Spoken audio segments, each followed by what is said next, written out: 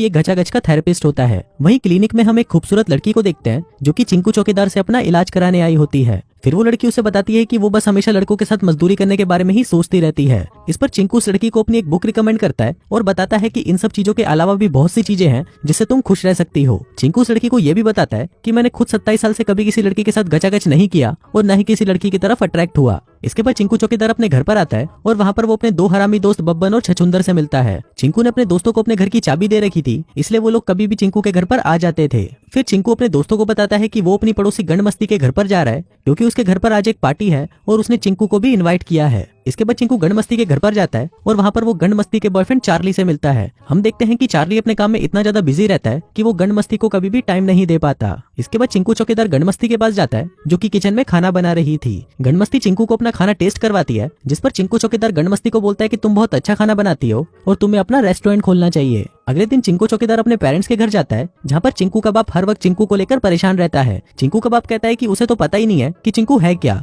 ना तो उसे लड़कियां पसंद है और न ही उसे लड़के पसंद हैं और उसने आज तक कभी भी किसी के साथ मजदूरी भी नहीं की। इसके बाद चिंकू अपने ऑफिस जाता है और वहाँ पर चिंकू की बॉस उसे बताती है कि उसकी लिखी हुई बुक बेस्ट सेलर हो चुकी है और उसे एक बड़े रेडियो स्टेशन पर इंटरव्यू के लिए भी बुलाया गया है। चिंकू ये बात सुनकर काफी खुश हो जाता है और वो ये बात घर जाकर सबसे पहले गंडमस्ती को बताना चाहता है। इसके बाद चिंकू जैसे ही घर पहुंचता है तो वो देखता है कि गंडमस्ती के घर के बाहर उसका बॉयफ्रेंड चार्ली खड़ा होता है और वो चिंकू को देखकर उसे कहता है कि मेरे और गंडमस्ती के बीच ब्रेकअप हो गया। फिर चिंकू गंडमस्ती के पास जाता है और गंडमस्ती चिंकू को रोते हुए बताती है कि चार्ली ने उसके साथ ब्रेकअप कर लिया क्योंकि उसके पास मेरे लिए टाइम नहीं था। गंडमस्ती को रोता हुआ देखकर चिंकू उसे संभालता है और उसका मूड अच्छा करने के लिए उससे बात करने लगता है। अब बातों ही बातों में गंडमस्ती के मन में चिंकू के लिए फीलिंग्स उठने लगती है और वो चिंकू के पास आकर उसे चूसना शुरू कर देती है। लेकिन चिंकू को ये सब काफी अजीब लगता है और वो गंडमस्ती को कहता है कि उसके सर में बहुत दर्द हो रहा है और ऐसा बोलकर चिंकू वहाँ से चला जाता है। अगली सुबह चिंकू के दोस्त उसके पास आते हैं और उसे अपने साथ बास्केटबॉल मैच पर चलने के लिए कहते हैं। फिर वो सभी बास्केटबॉल मैच खेलने जाते हैं और खेलते वक्त अचानक बॉल चिंकू के गोटों पर लग जाती है और वो वहीं पर बेहोश हो जाता है। इसके बाद चिंकू को हॉस्पिटल ले जाया जाता है और वहाँ पर डॉक्टर उसके गोटों को देखकर बोलता है कि ये तो बहुत छोटे हैं। फिर चिंकू डॉक्टर को कहता है कि उसके सर में बहुत तेज दर्द हो रहा है, तो डॉक्टर उसके सिर का सीटी स्कैन करते हैं। अगली सुबह डॉक्टर चिंकू के पास उसकी रिपोर्ट लेकर आते हैं और उसे बताते हैं कि उसके सर में एक ट्यूमर है जिसकी वजह से उसके शरीर में टेस्टोस्टेरोन हार्मोन नहीं बन पा रहे। फिर डॉक्टर चिंकू से कहते हैं कि एक ऑपरेशन से उसका ये ट्यूमर निकाल दिया जाएगा और वो फिर से नॉर्मल हो जाएगा। अब ये बात सुनकर चिंकू बहुत खुश हो जाता है और ऑपरेशन के लिए तैयार हो जाता है। फिर ऑपरेशन सक्सेसफुल होने के बाद चिंकू अपने घर पर आता है जहाँ पर उसकी मॉम उसका ख्याल रखती है। अब ऐसे ही कुछ दिन बीत जाते हैं और हम चिंकू चौकीदार को देखते हैं जो एक एडल्ट मैगजीन देखकर अपना हथियार खड़ा करने की कोशिश करता है, लेकिन उसका हथियार खड़ा ही नहीं हो पाता। फिर जब ये बात चिंकू के हरामी दोस्तों को पता चलती है तो वो चिंकू के घर पर एक स्टिपर को लेकर आते हैं जिससे वो एक्साइटेड हो जाए और उसकी छोटी बंदूक फिर से चलना शुरू हो जाए। अब वो स्टिपर अपनी गन का पूरा जोर लगाकर चिंकू को एक्साइट करने की कोशिश करती है, लेकिन चिंकू का हथियार तो लंगड़ा हो चुका था, साला खड़ा ही नहीं होता, जिससे उन लोगों का ये प्लान फ्लॉप हो जाता है। फिर अगली सुबह जब चिंकू उठकर नीचे आता है तो उसका बाप देखता है कि चिंकू का छोटा हथियार खड़ा हो गया है और ये देखकर वो बहुत खुश होता है। अब चिंकू को अपने पेरेंट्स के सामने काफी शर्म आ रही थी, लेकिन उसके मॉम और डैड तो खुशी के मारे डांस कर रहे थे। अब इसके बाद से ही चिंकू में काफी कॉन्फिडेंस आ जाता है। फिर वो जैसे ही अपने घर पर जाता है तो वो वहाँ पर अपने दोस्त को देखता है जो कि किसी लड़की के साथ वहाँ पर मजदूरी कर रहा था। अब उन दोनों को वहाँ पर साथ में मजदूरी करता हुआ देखकर चिंकू का छोटा पप्पू वापस खड़ा हो जाता है। अब चिंकू के पास और कोई ऑप्शन नहीं था, इसलिए वो अपनी ठरक को शांत करने के लिए हिलाना शुरू कर देता है। अब चिंकू को हिलाने में बहुत मजा आ रहा था तो वो दिन रात सिर्फ हिलाता ही रहता है। चिंकू इतना हिलाता है कि वो हिलाते हिलाते पूरी दुनिया हिला देता है। इसके बाद कुछ दिनों बाद चिंकू गंडमस्ती से मिलता है और गंडमस्ती चिंकू को बताती है कि वो एक फूड कंपटीशन के लिए दूसरे शहर जा रही है। अब ये बात सुनकर चिंकू को बहुत बुरा लगता है, लेकिन चिंकू उसके सामने ऐसा दिखाता है कि उसे इस बात से ज्यादा फर्क नहीं पड़ा और वो गंडमस्ती को बाय बोलकर वहाँ से चला जाता है। अगले दिन चिंकू अपने क्लिनिक जाता है और वहाँ पर पेशेंट्स की बातें सुनकर उसका छोटा पप्पू फिर से खड़ा होने लगता है। अब चिंकू इन सब चीजों से काफी परेशान हो गया था, इसलिए वो अपने डॉक्टर के पास जाता है और उसे अपनी सारी परेशानियां बताता है। इस पर डॉक्टर उसे बोलता है कि तुम्हारी प्यूबर्टी अभी ही स्टार्ट हुई है, इसलिए तुम्हें इन सब मुश्किलों का सामना करना ही पड़ेगा। इसके अलावा भी तुम्हें और भी चीजों का सामना करना पड़ सकता है, जैसे आवाज का भारी होना और चिड़चिड़ापन,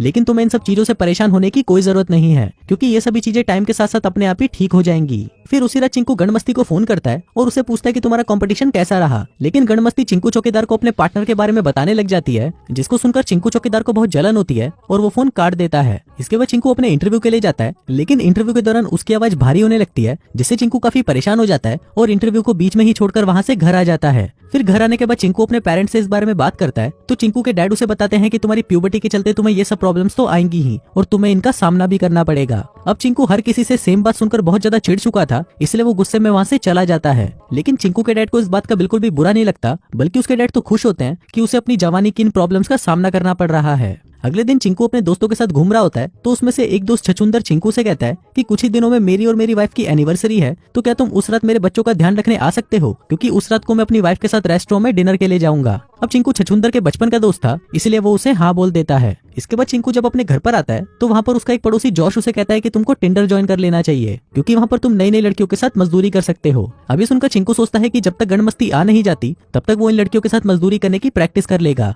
जिसके बाद वो टिंडर ज्वाइन कर लेता है। फिर हम देखते हैं कि टिंडर ज्वाइन करने के बाद चिंकू हर रोज नई लड़कियों के साथ मिलता था और उनके साथ दिन रात मजदूरी करता था। अब ऐसे ही कुछ दिन बीत जाते हैं और हम चिंकू को देखते हैं जो कि अपने क्लिनिक से घर आता है। घर आते ही वो वहाँ पर चार्ली को देखता है जो कि गणमस्ती के घर के बाहर फूल लेकर खड़ा होता है। फिर चार्ली चिंकू को देखता है और उसे कहता है कि मुझे गणमस्ती की बहुत याद आ रही थी, इसलिए मैं गणमस्ती से मिलने और माफी मांगने आ गया। लेकिन उस टाइम गणमस्ती घर पर नहीं थी, तो चिंकू चार्ली से कहता है कि तुम ये फूल मुझे दे दो, मैं तुम्हारी तरफ से गणमस्ती को ये दे दूंगा। अब क्योंकि चार्ली के पास और कोई रास्ता नहीं था, इसलिए वो चिंकू को वो फूल देकर वहाँ से चला जाता है। थोड़ी देर बाद गणमस्ती घर पर आती है तो चिंकू उसे वो फूल देकर कहता है कि ये फूल मैं तुम्हारे लिए लेकर आया हूँ। जिसके बाद चिंकू गणमस्ती को अपने साथ डेट पर चलने के लिए पूछता है और गणमस्ती उसे हाँ बोल देती है। अब जिस रात चिंकू और गणमस्ती डेट पर जा रहे थे उसी रात छछूंदर चिंकू को फोन करता है और उसे बताता है कि आज हमारी एनिवर्सरी है और आज रात तुम्हें मेरे बच्चों का ध्यान रखने के लिए मेरे घर पर आना था। लेकिन इस पर चिंकू छछूंदर को कहता है कि आज मेरी भी गणमस्ती के साथ डेट है तो मैं आज रात को नहीं आ पाऊंगा, और ये बोलकर वो फोन काट देता है। इसके बाद चिंकू गणमस्ती को लेकर एक बड़े रेस्टोरेंट में जाता है। ये रेस्टोरेंट काफी बड़ा था और यहाँ पर टेबल मिलना बहुत ज्यादा मुश्किल होता है, लेकिन गणमस्ती ये देखकर काफी इंप्रेस हो जाती है कि चिंकू ने यहाँ पर उसके लिए टेबल बुक करी है। इसके बाद वो दोनों बातें कर ही रहे थे कि तभी वहाँ पर छछूंदर और उसकी वाइफ आ जाते हैं।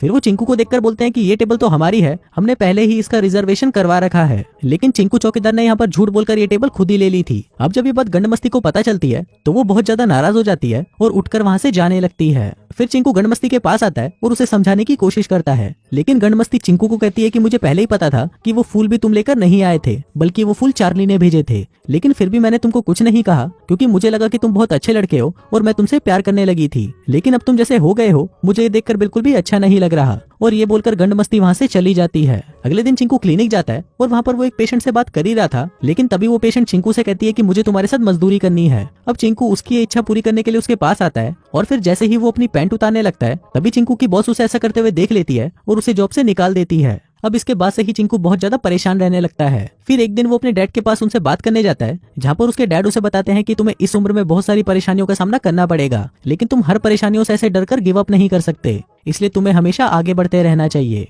अब ऐसे ही कुछ दिन बीत जाते हैं और फिर एक दिन चिंकू एक टॉक शो पर जाता है और वहाँ पर सबको बताता है कि उसकी लिखी हुई बुक बिल्कुल बकवास है और तुम लोगों का जब भी मन करे तुम खुलकर मजदूरी करो और किसी को भी अपनी ठरक को दबाना नहीं चाहिए। अब ये बात सुनकर सभी लोग खुश हो जाते हैं और चिंकू को बहुत अप्रिशिएट करते हैं। इसके बाद चिंकू अपने दोस्त छछूंदर के पास जाता है और उससे उस रात की माफी मांगता है। अब छछूंदर चिंकू के बचपन का दोस्त था, इसलिए वो ज्यादा टाइम तक उससे नाराज नहीं रह सकता था और वो उसे माफ कर देता है। फिर चिंकू से पूछता है कि मैं गणमस्ती को कैसे मनाऊं, क्योंकि मैं गणमस्ती से बहुत प्यार करता हूँ। इस पर उसके दोस्त उसे बताते हैं कि तुम्हें गणमस्ती को सब कुछ सच बता देना चाहिए। फिर उसी रात चिंकू गणमस्ती से मिलने उसके रेस्टोरेंट में जाता है। वो देखते हैं कि आज गणमस्ती के रेस्टोरेंट की ओपनिंग थी और वो सभी के लिए खाना बना रही थी।